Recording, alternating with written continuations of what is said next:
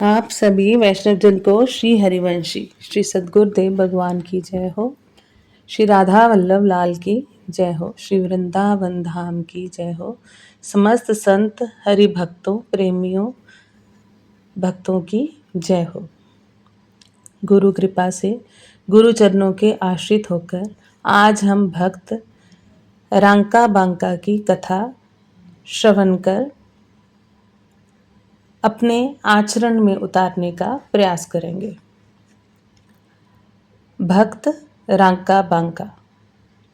भक्त रांका बांका पंढरपुर के रहने वाले थे। यद्यपि ये हीन जाति के थे, परंतु इनके हृदय में परमात्मा की बड़ी भक्ति थी। रांका जी की स्त्री भी बड़ी पतिव्रता और भक्ति परायण थी। ये लोग बड़े गरीब थे। जंगल से लकड़ी चुन चुन कर लाते और उन्हीं को बेचकर भगवान का भोग लगाते तथा अपना पेट पालते थे। रांका जी को इस प्रकार दुखी देखकर प्रसिद्ध भक्त नामदेव जी को बड़ा दुख हुआ। उन्होंने भगवान से प्रार्थना की कि हे प्रभु, ये आपके अनन्य भक्त होने पर भी इतना कष्ट क्यों सहते हैं। भगवान ने उत्तर दिया कि रांका जी धन नहीं लेना चाहते हैं। यदि इस बात की परीक्षा करनी हो तो कल कर लेना। दूसरे दिन जिस रास्ते से रांका जी अपनी स्त्री सहित वन में लकड़ी काटने जाया करते थे, उसी रास्ते पर मोहरों की एक भरी हुई थैली से रांका के पैर की ठोकर लगी।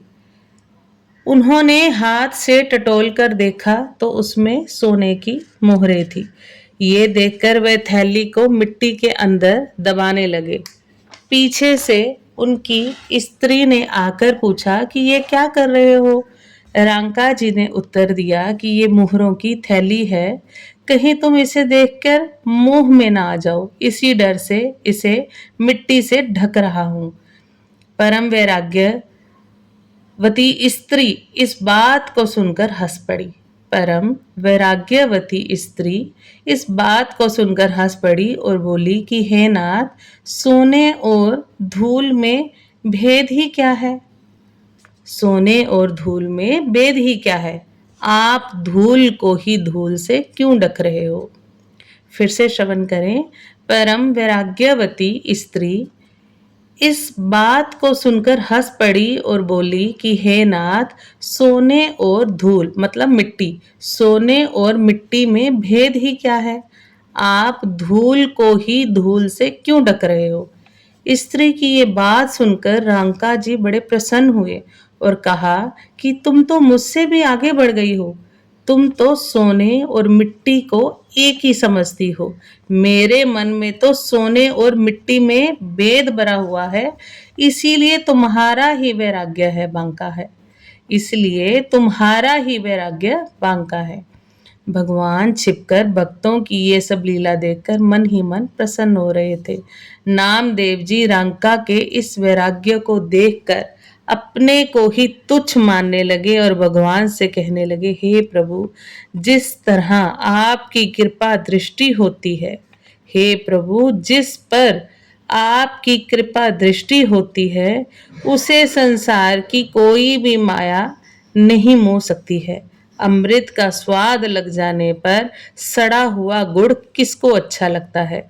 भक्त वत्सल भगवान ने उस दिन लकड़ी के बहुत से गट्ठर बांधकर रांका जी के लिए जंगल में रख दिए, लेकिन रांका जी ने दूसरे की संपत्ति समझकर हाथ भी नहीं लगाया और लकड़ी ना मिलने के कारण उस दिन खाली हाथ वापस आए और उपवास ही उनको करना पड़ा।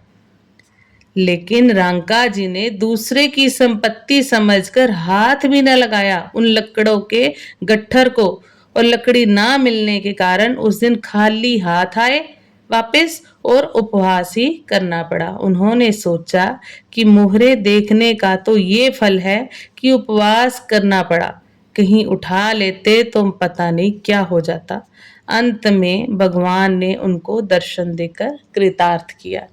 आप सभी वैष्णव जन को श्री हरिवंशी श्री सद्गुरुदेव भगवान की जय हो। जय जय श्री हरिवंश।